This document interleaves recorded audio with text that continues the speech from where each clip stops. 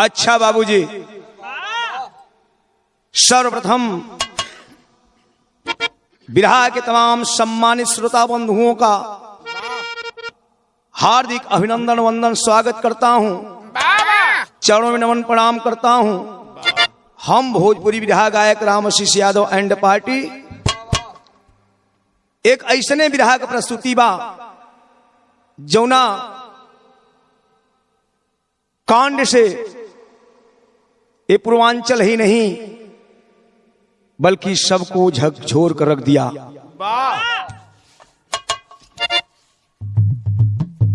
एक ऐसे महान संत के विषय में जिन्होंने अखिल भारतीय अखाड़ा परिषद के लिए अपने जीवन का बहुमूल्य समय समर्पित कर दिया और अचानक संदिग्ध में मौत हो जाती है। इसको हत्या कहा जाए या आत्महत्या कहा जाए, अभी इसमें भी संशय है। विशेष सहयोग है हमारे बड़े भाई, बड़ा ही प्यार ममता दुलार स्नेह मिलता है इलाहाबाद प्रयागराज के ऐतिहासिक वसुंधरा से बड़े भैया आदरणीय श्री राजा भैया और रमाकांत यादव और रामू पहलवान भैसौड़ी, छोटे ही पहलवान सुजाबाद, इन लोगों के विशेष सहयोग पे ये बिरहा आप सब भैया लोग के बीच में जा रहा है। आज ये रिकॉर्डिंग बाबा कीनाराम स्टूडियो चहनिया अजय लाल जी के देखरेख में हो रहल बा और इंस्ट्रूमेंटल परिचय ढोलक पे हमारे छोटे भाई ब्रजेश चौहान जी और हारमोनियम के बड़े सुंदर कलाकार प्रीतम भाई और कोरस पे शिवमंगल भैया, श्याम सुंदर भैया और प्रकाश भैया। अच्छा साहब आइए, भूमिका में संकेत है।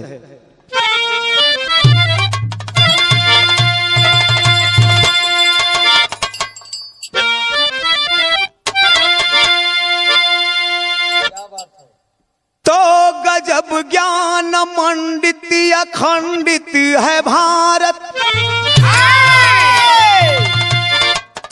पंडित गुरु साधु संत पूजाते, विमल भाव भक्ति से मिलती है शक्ति, सतपथ सदा धर्म ग्रंथ दिखाते, मानो तो देव न मानो तो पत्थर,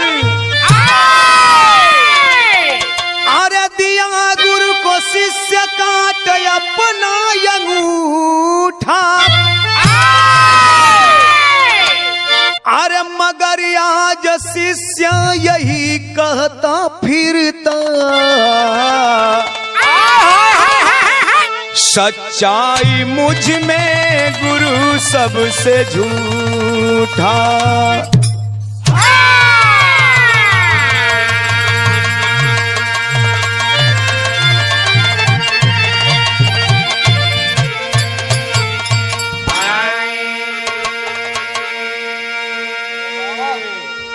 ए बाबू, गौर करेंगे, गजब ज्ञान मंडित अखंडित है भारत, पंडित गुरु साधु संत पुजाते, विमल भाव भक्ति से मिलती है शक्ति, सतपथ सदा धर्म ग्रंथ दिखाते।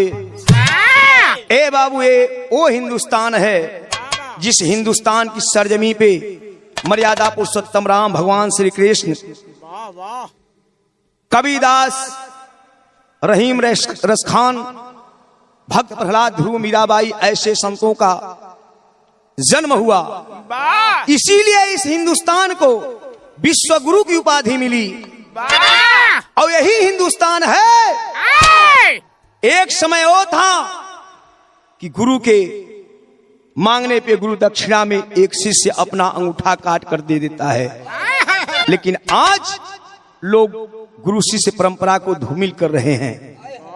यहां एक लाइन कव्वाली का नमूना बा मास्टर।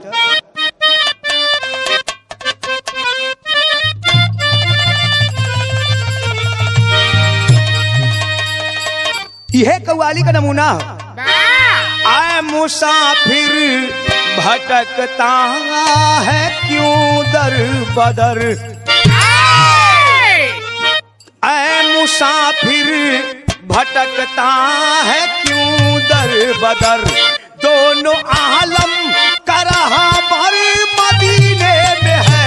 ऐ मुसाफिर भटकता है क्यों दर बदर, ऐ मुसाफिर भटकता है क्यों दर बदर, दोनों आलम का रहा भर मदीने में है।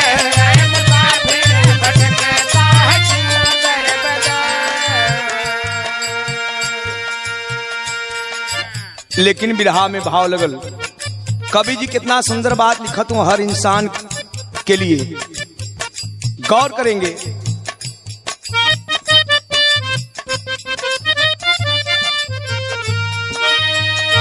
आज दौलत की धारा में सब बह रहे,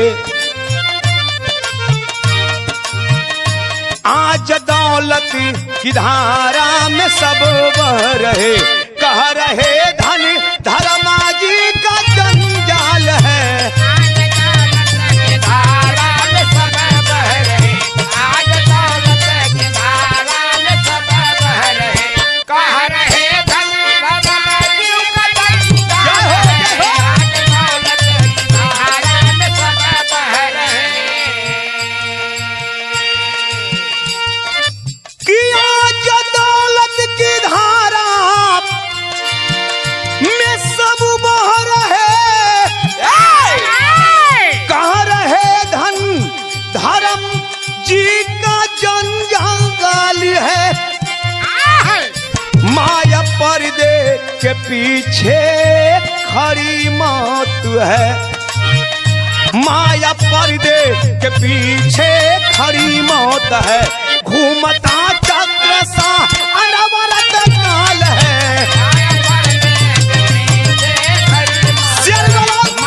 बाबा क्या बात है, घूमता चक्र सा अनवरत काल है।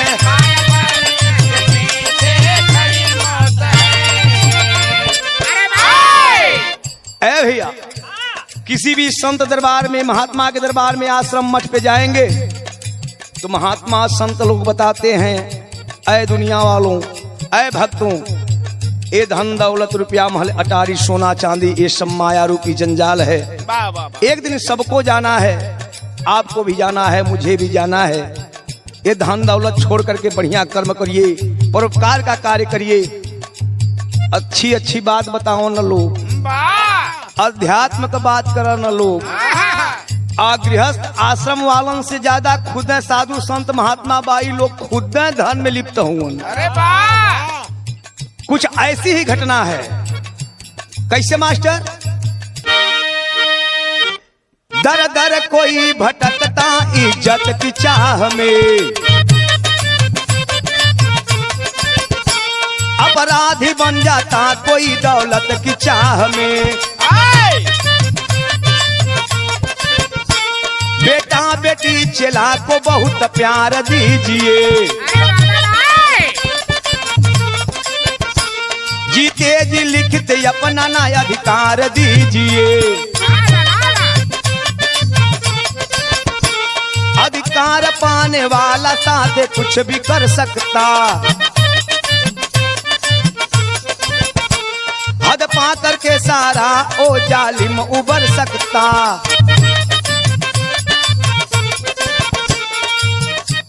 विद्वान साधु संतों का आदर समाज में, प्रसिद्ध बाघंबरी मठ प्रयागराज में। अध्यक्ष नरेंद्र गिरी महंत निराले, पुत्रवत प्यार देकर ओ कितन को पाले। उनमें आनंद गिरी से संवाद हो गया, उनमें आनंद गिरी से संवाद हो गया। मर से निकाले गुरुजी विवाद हो गया, मर से निकाले गुरुजी विवाद हो गया, मर से निकाले गुरुजी विवाद हो गया, मर से निकाले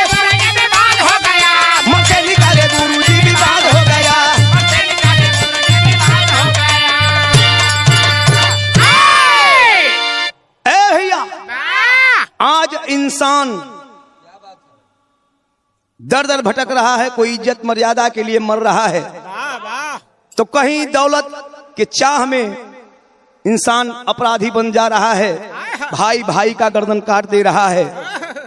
कभी भी जिंदगी में एक गलती कभी मत करिएगा, जीते जी अपना अधिकार या अपने धन का उत्तराधिकारी किसी को बना दीजिएगा। एक गलती कतई मत करिएगा, क्योंकि अधिकार पाने वाला कुछ भी कर सकता है। ए बाबू, ऐसी ही कुछ कहानी है ऐतिहासिक वसुंधरा प्रयागराज से। बड़ा प्रसिद्ध मठ, जिस मठ का नाम बताया गया बाघंबरी मठ, वहीं के बाघंबरी मठ के अध्यक्ष आप नरेंद्र गिरी जी बड़ा ही शांत स्वभाव के पुरुष थे, मानव थे, भक्त थे, महात्मा थे। अपने शिष्यों को बड़ा ही मानते थे, बड़ा प्यार दुलार लाड प्यार के साथ मानते थे, पुत्रवत प्यार दे करके पालते थे। समय गुजरता गया बाबू। कुछ दिन के बाद उनके आश्रम में एक उनका और शिष्य आया, जिस शिष्य का नाम बताया गया आनंद गिरी। बड़ा ही सुशील मिजाज का वो भक्त है। गुरु जी के संरक्षण में रह करके शिक्षा लेने का काम किया। समय बीतता गया। कुछ दिन के बाद यही हरिद्वार कुंभ में सभी नरेंद्र गिरी के भक्त लोग बैठे थे। एक भक्त आकर के गुरु जी को उलाहना देता है कि गुरु जी जानते हैं, ये जो आपका बड़ा ही खास भक्त है, आपका शिष्य है, इसको आप बहुत ही मानते हैं, ये बहुत गलत कार्य कर रहा है। गुरुजी बोले कि अरे बेटा क्या बात है, बोलो तो। ये मठ और आश्रम का पैसा लेकर के दुरुपयोग करता है। इतना ही नहीं, इसका अपने जन्मभूमि पे भी आना जाना है। स्वामी जी बुला करके आदेश किए कि अय आनंद, हमें एक खबर लगी है कि तुम अपने घर पे आते जाते हो। आनंद बोला नहीं गुरुजी, ऐसी कोई बात तो नहीं है। कह नहीं, हमें खबर मिली है। और इतना ही नहीं, तुम आश्रम मठ का पैसा का भी दुरुपयोग करते हो। तो एक आज से मेरा आदेश है, कभी भी इलाहाबाद बाघंबरी मठ और बड़े हनुमान जी के मंदिर में तुम्हारा आना जाना कतई वर्जित है।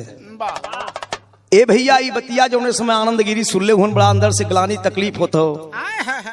गुरु जी के प्रति अंदर से जलन की भावना पैदा हो गई। अरे गुरु जी इतना बड़ा हमारे ऊपर दोषारोपण कर दिलन। कैलन का आनंद बाबू एक लाइन यहाँ बिरहा में गीत लगत बा मास्टर, कैसे?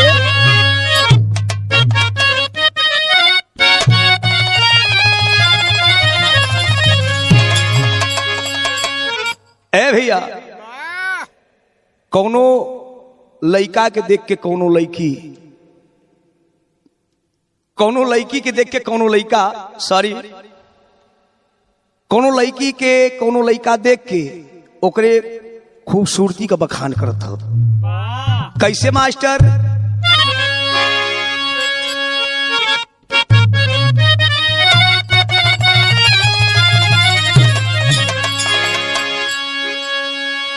और गजब करूप तुहार,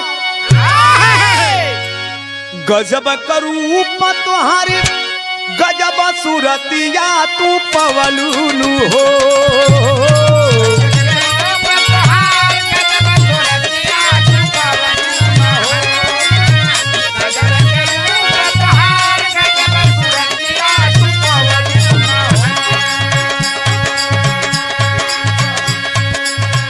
गजब करूप तोहर गजब सूरतिया तू पवलूनु हो। रानी सबके दीवाना बनवलूनु हो।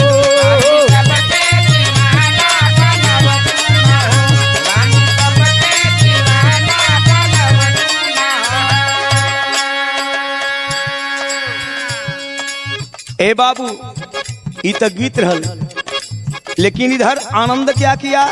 गिरल नजरिया से आनंद पूरा व्यवहार में हो। गिरल नजरिया से आनंद पूरा व्यवहार में हो। गिरल नजरिया से आनंद पूरा व्यवहार में हो। गिरल नजरिया से आनंद पूरा जाके रहने लगा हरिद्वार में हो। जाके रहने लगा हरिद्वार में हो, जाके रहने लगा हरिद्वार में हो।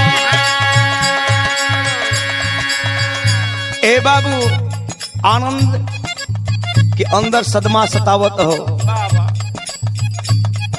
यहाँ हरिद्वार छोड़ करके चला गया, क्योंकि बाघंबरी में मठ में और बड़े हनुमान जी के मंदिर में जाना मना है। तो वो जा करके हरिद्वार में आश्रम अटेंड कर लिया। गुरुजी जी घर में जहर भइले,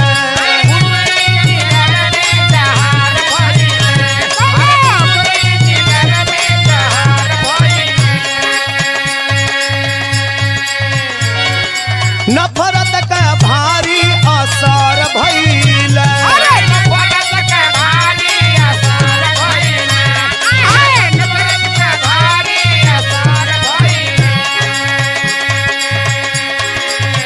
कैसे के झूकी नरेंद्र कसीर इंतजार में हो। कैसे के झूठी नरेंद्र कसीर इंतजार में हो, कैसे के झूठी नरेंद्र कसीर इंतजार में हो।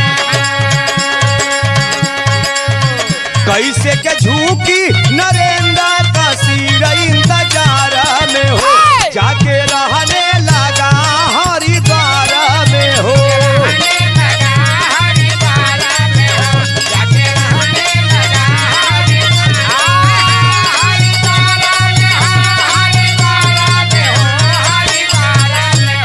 जाके रहने लगा हरिद्वार में हो।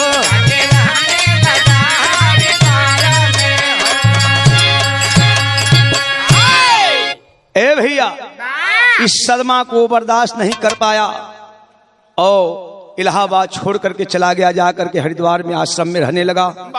धीरे धीरे उसकी भी प्रसिद्धि बढ़ने लगी। वो योग गुरु बन गया। ए बाबू, लेकिन अंदर से सदमा दिल में बा।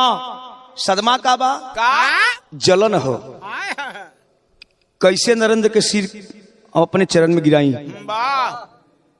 अपने गुरु के प्रति ऐसा भाव है उसके अंदर, अपने गुरु को ही अपने चरण पे गिराना चाहता है। लेकिन सभी संस्था के लोग, आश्रम के लोग, बाघंबरी मठ से जितने भी संपर्क संबंधित सम्मानित लोग थे, सभी लोग मिल करके दिल्ली के अंदर एक समझौता किए। क्या समझौता किए मास्टर साहब? गीत बदल गई।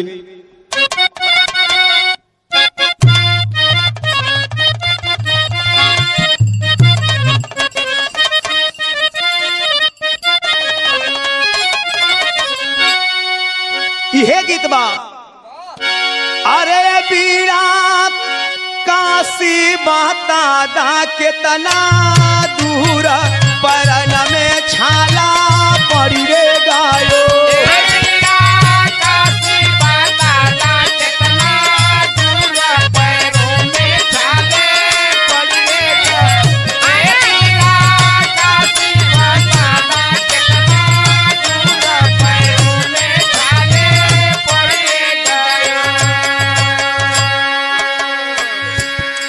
ए भैया, ई त गीत न रहल, लेकिन बिरहा के अंतर्गत सभी लोग, सम्मानित लोग, संस्था के भक्तगण और सेवादार मिलकर के समझौता कराते हैं। कैसे? कुछ लोग कराए समझौता गुरुजी माफा करी रे दियो।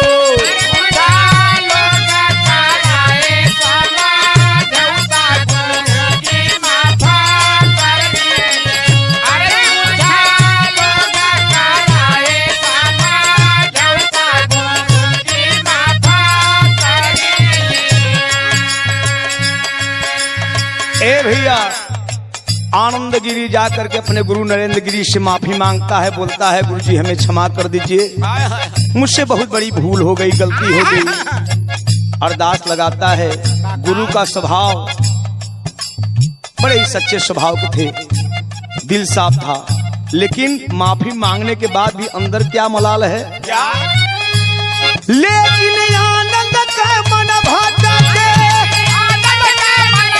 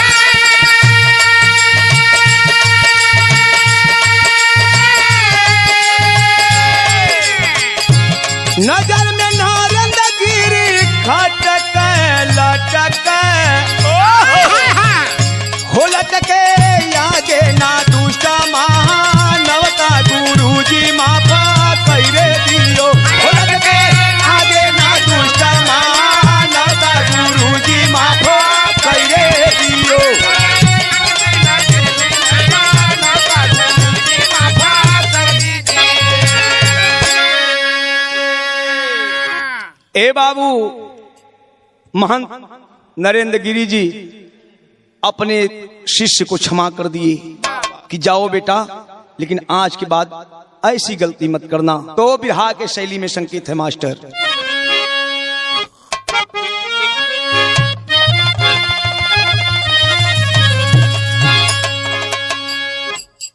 अरे मोरे राम बाबा की चदरिया बिचवा लागी दगिया,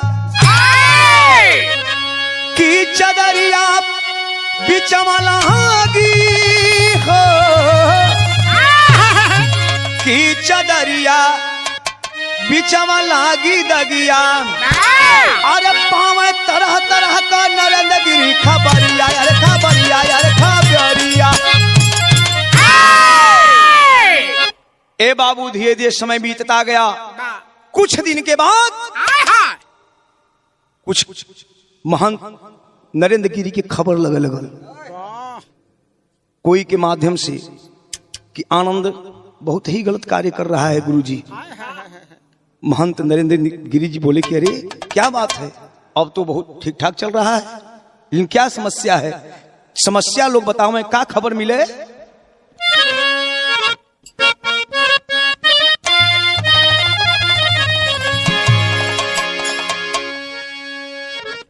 कि मिलल समाचार की आनंद बनावा वाले बा, आ कौनो लड़की साथ है तुहारे गंदी तस्वीरिया,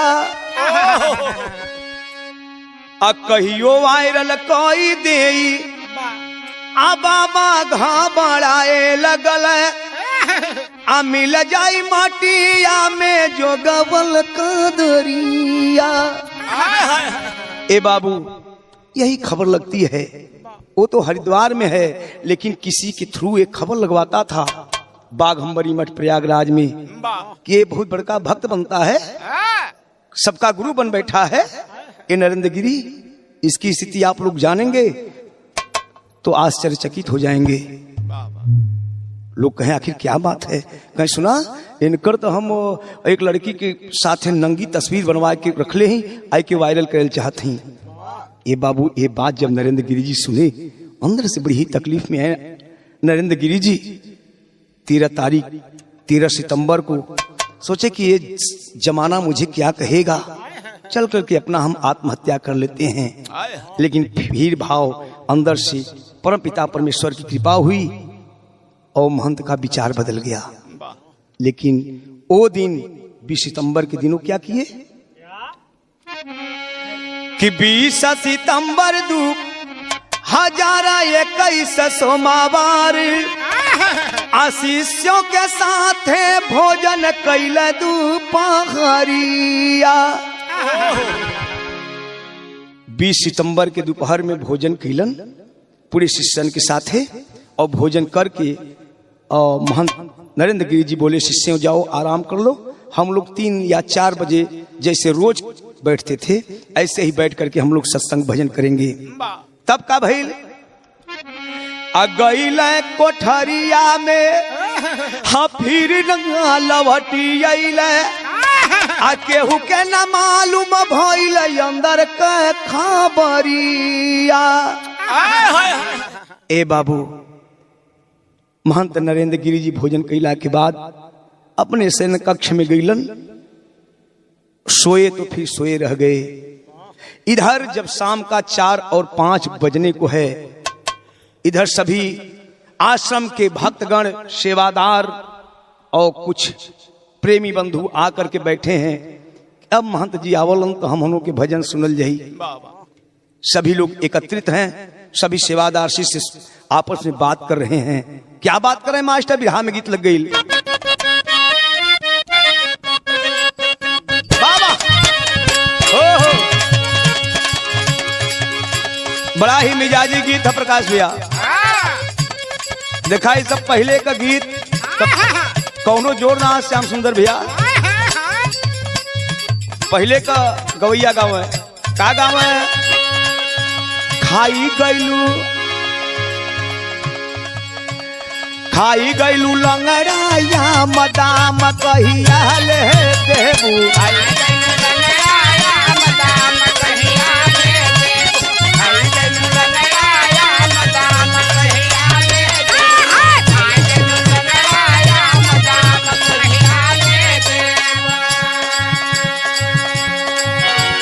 शिवमंगल भैया एक बात और लोग गाँव है ए गोरिया तोरा चढ़ल जावनिया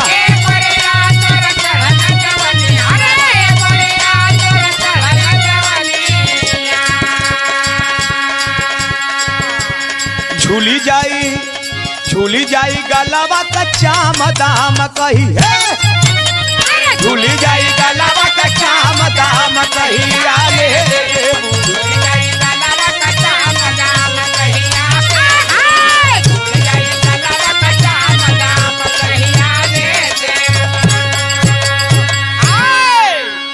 ई तो गीत रहल, लेकिन बाबूजी ध्यान रहे बिरहा के अंतर्गत सभी संत और सभी सेवादार और सम्मानित प्रजा भी बैठी है, भक्तगण लोग बैठे हैं और इंतजार करते करते जब 5 बजा है तो एक सेवादार को आदेश करते हैं कि यार पता लगाओ, आखिरकार अभी महंत जी सोए ही हैं, अभी आए नहीं। तो भैल का कि बजी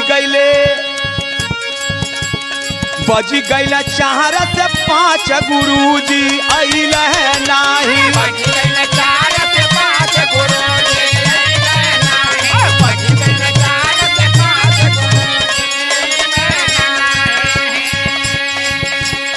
बजी गईला 4 से 5 गुरुजी अइल नाही कवन कारण बा खास गुरुजी अइल नाही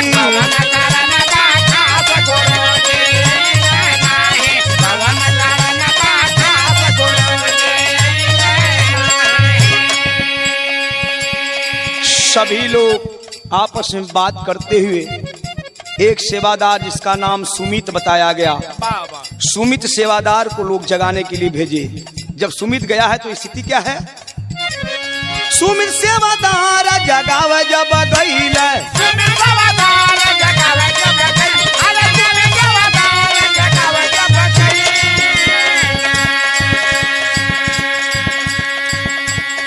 सुमित जाकर के दरवाजे पे आवाज देता है, गुरुजी दरवाजा खोलिए, गुरुजी दरवाजा खोलिए। लेकिन अंदर से कोई आवाज नहीं आती।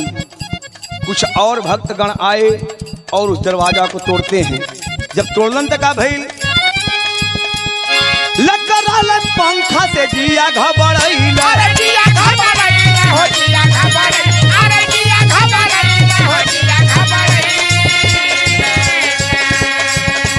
मौता नचावले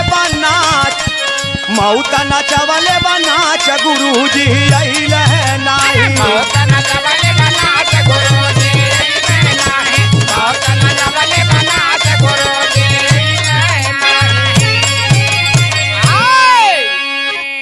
ए भैया, जब सभी भक्त सेवादार मिलकर के दरवाजा को तोड़ते हैं और जब अंदर गए तो देखते क्या है, एक सीलिंग फैंग से एक रस्सी लटकी है और वो रस्सी महंत नरेंद्र गिरी के गले में फंसी है, यानी वो फांसी लगा करके लटके हैं, आत्महत्या कर चुके हैं। एक खबर जंगल की आग की तरफ चारों तरफ फैल गई। कैसे मास्टर साहब? अरे जंगल की आग जैसे, अरे जंगल की आग जैसे, अरे फैलल खबरिया नागारिया में, जंगल की आग जैसे, अरे फैलल खबरिया नागारिया में, रोवे नर नारिया सुधार नागारिया में,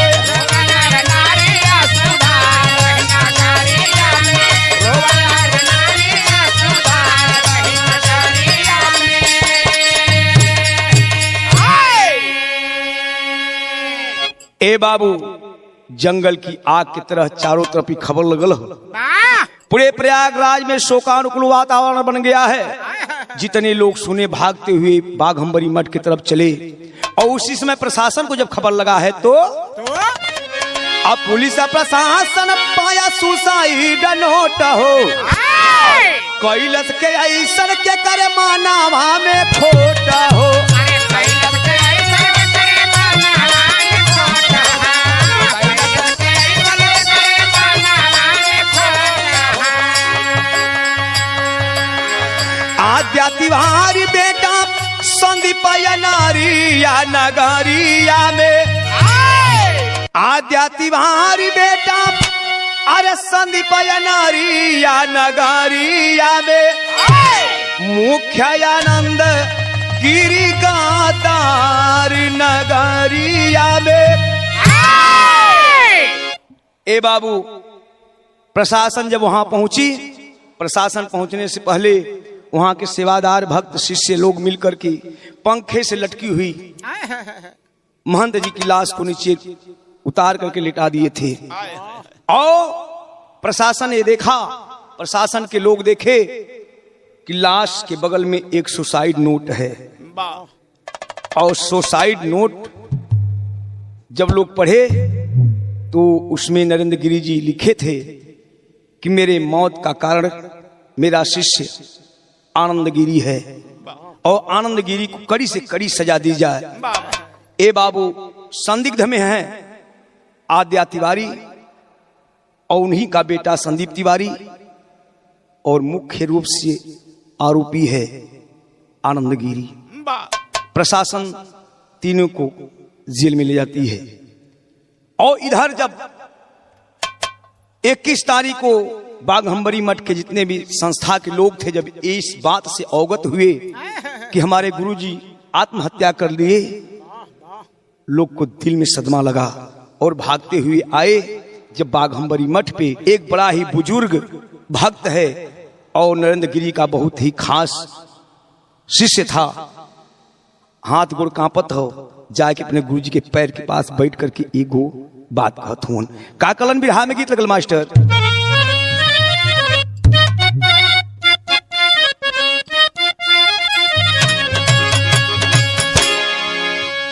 अरे तारे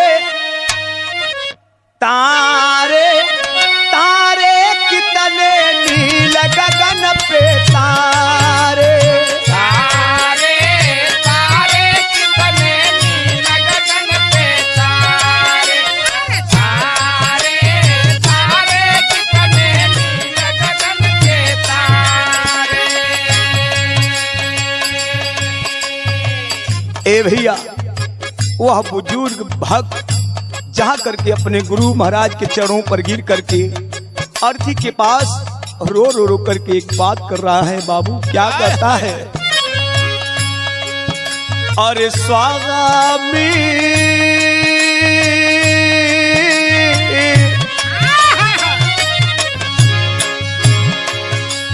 स्वामी स्वामी सपना भइल हमरे स्वामी, स्वामी स्वामी सपना भइल हमरे स्वामी, अरे स्वामी स्वामी सपना भइल हमरे स्वामी। झर झर बरसे अखियाँ रोवे शीश भक्त अनुगामी, स्वामी स्वामी सपना भइल हमरे स्वामी, स्वामी स्वामी सपना भइल हमरे स्वामी, अरे स्वामी स्वामी सपना भइल हमरे स्वामी। ए बाबू वह भक्त पैरों पर गिर करके रो रहा है। शोकाकुल वातावरण है, सभी लोग रुदन कर रहे हैं, परमपिता में परमेश्वर से प्रार्थना कर रहे हैं कि प्रभु ऐसा हमन से कौन भूल हो गई कि हमन के गुरुआ जी के छीन लेला। लेकिन वो भक्त क्या कहता है? ममता के मूरत दया के सागर, ममता के मूरत दया के सागर, ममता के मूरत दया के सागर।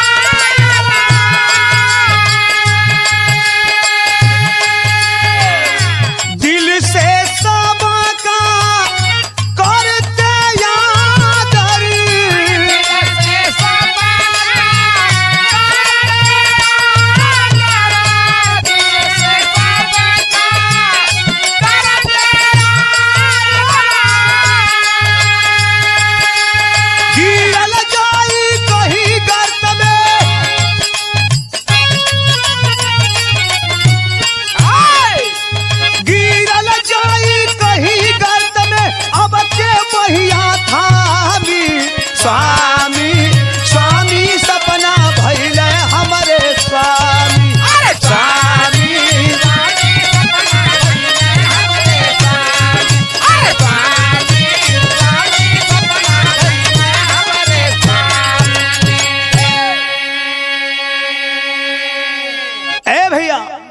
सभी भक्त लोग के दिल में बहुत ही दुख है, सभी लोग रुदन कर रहे हैं, लेकिन यहाँ संदिग्ध है, कुछ सवाल है।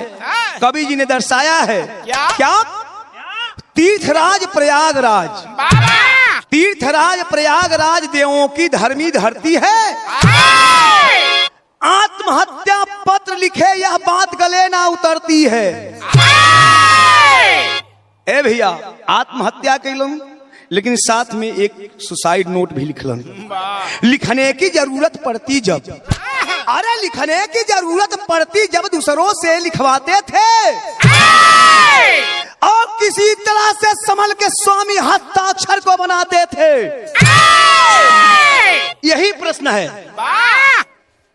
नरेंद्र गिरी जी जब लिखे का जरूरत पड़े तो दूसरे से लिखवावे, और हस्ताक्षर बड़ा धीरे धीरे हाथ काम पे धीरे धीरे किसी तरह से बना लें। लेकिन यहाँ प्रश्न क्या है? नोट सुसाइड 6 पन्ने की, नोट सुसाइड 6 पन्ने की कटिंग 41 बार किए, और पुलिस आने से पहले क्यों पंखे से लाश उतार दिए? यही प्रश्न है उन भक्तों से और पूरे देश के लोगों से।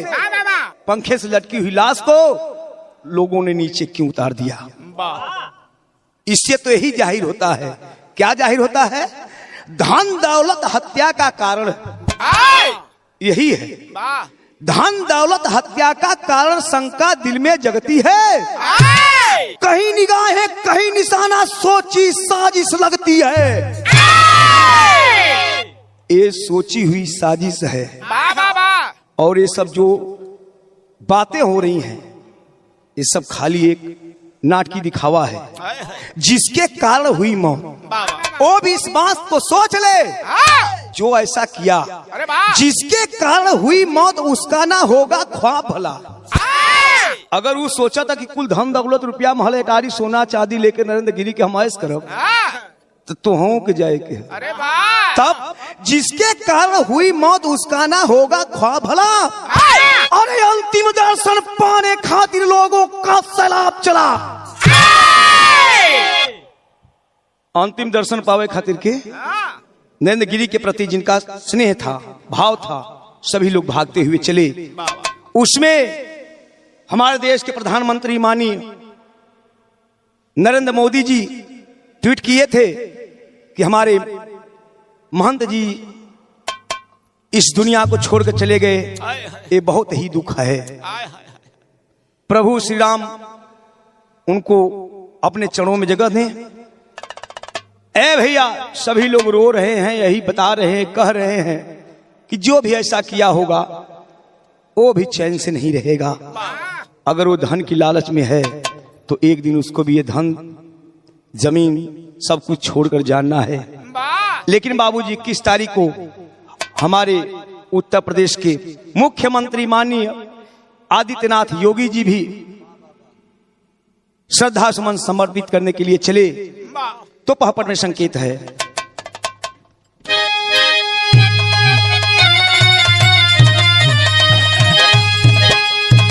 अरे मुख्यमंत्री आदित्यनाथ जी आइले दुखावा भइले, अरे तो मुख्यमंत्री आदित्यनाथ जी आइले दुखावा भइले, छोड़ के सबके महंत सूरपुर गईले दुखावा भइले हो।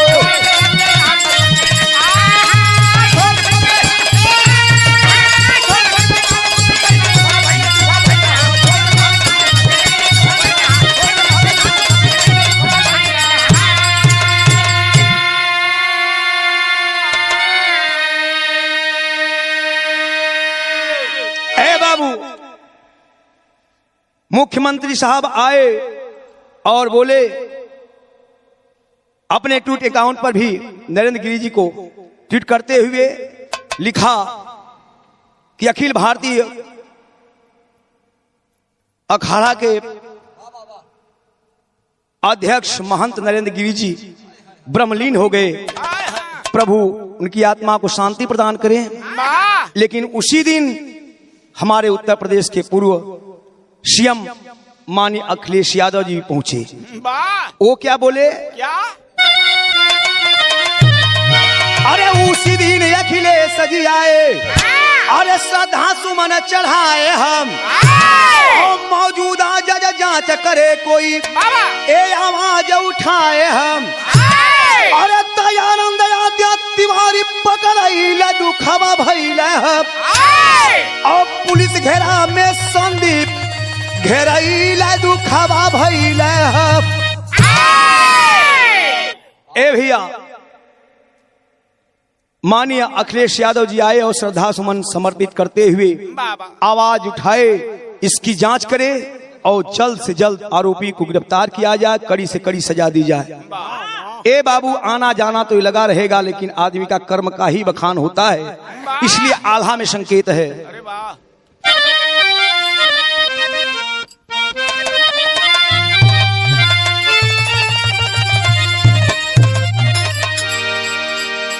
आए हैं अरे आना और जाना 10 तूर दुनिया कहे भैया,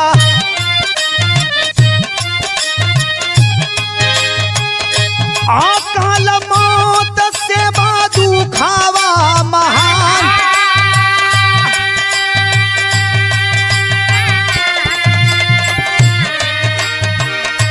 भरला नजारा सबा कारदार सनवा भैया।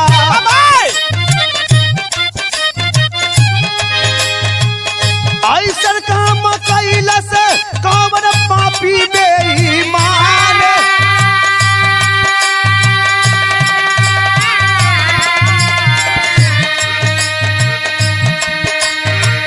ऐसा आई टीम जांचे कारी घाटना कहे भैया, जे करा में मुखिया जीत सिंह चौहान,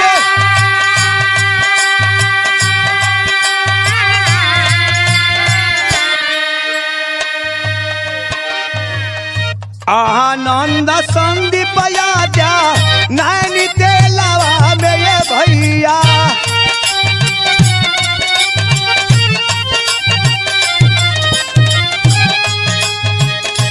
22 सितंबर के सुनिए बयान,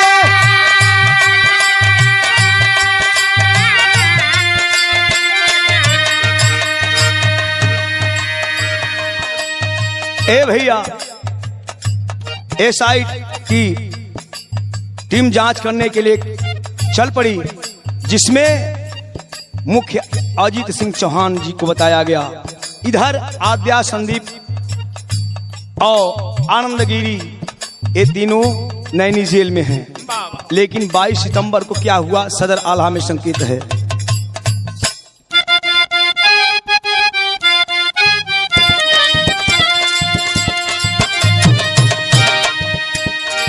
नरेंद्र महंत का समाधि बनी गई,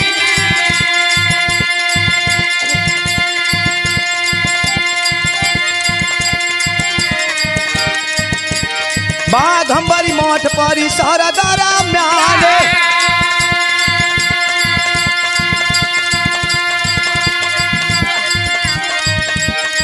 सुरक्षा जवान गण कलत बरहाल,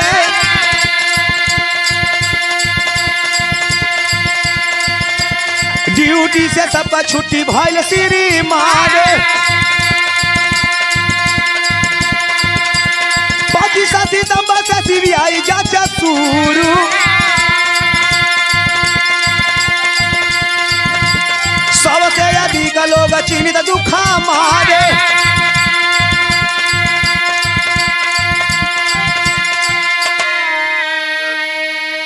अरे 10 संदिग्ध घेरा में घेरायल बाटे बहुते, अरे दूधवा पानी अलग अलग होई कर विधान बोला।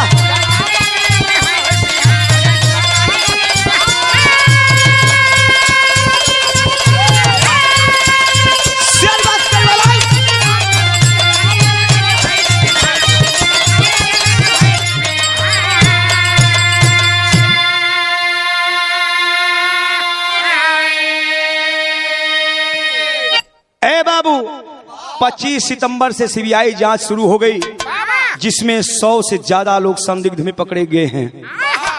और इधर बलबीर गिरी के नाम जो 5 मई को वसीयत लिखी गई थी, उस बलबीर को 5 अक्टूबर को बाघंबरी मठ का पूर्ण रूप से उत्तराधिकारी घोषित कर दिया गया। लेकिन बाबू, कवि का संकेत है और प्रशासन से मांग है। क्या मांग है मास्टर? आखिरी भाव।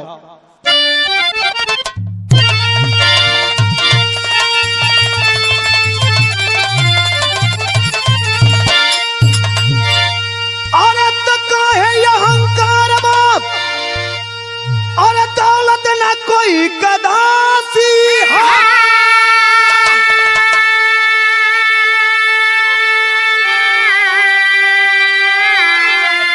अरे घातक कैले लोग बाप, बाबू घातक कैले लोग आपना भी सवासी हा। घातक कैले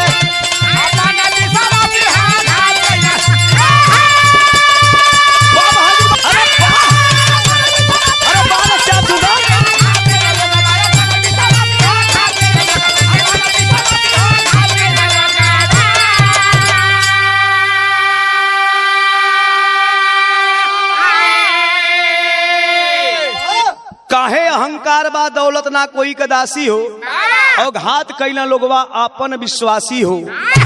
एक नजर उसके ऊपर भी उठाया जाए। किसके ऊपर? अरे देते रहल जे हरिद्वार से खबरिया, एक बेरा वो ना हूं पर डाली हा नजरिया।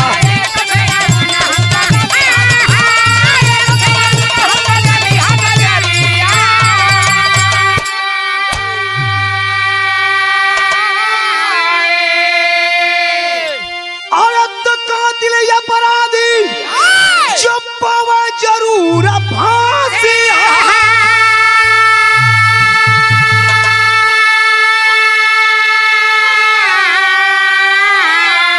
अरे घातक कैले लोग बाप, ए बाबू घातक कैले लोग बाप, हया पान भी समासी हा।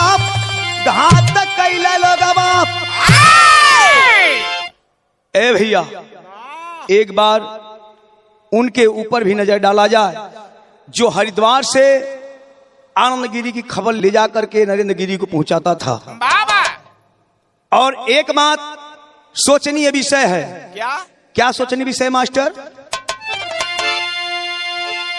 अजौने मठ आश्रम पर दौलत या पार हो, आहार दाम हो तरा ही धोखा बड़ी यार हो।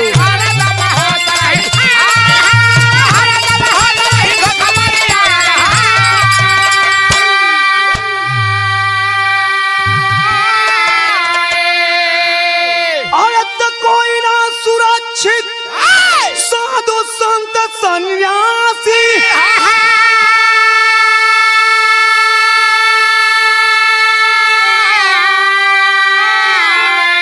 अरे घातक कैले लोग बाप, अरे घातक कैले लोग बाप, आपना भी सवासी हा। घातक कैले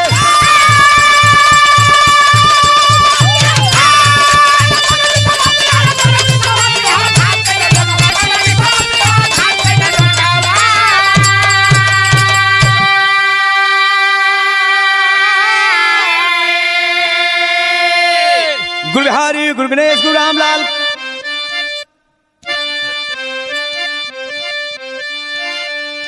गुरु गणेश, गुरु रामलाल गए स्वर्ग में बच्चन पावन।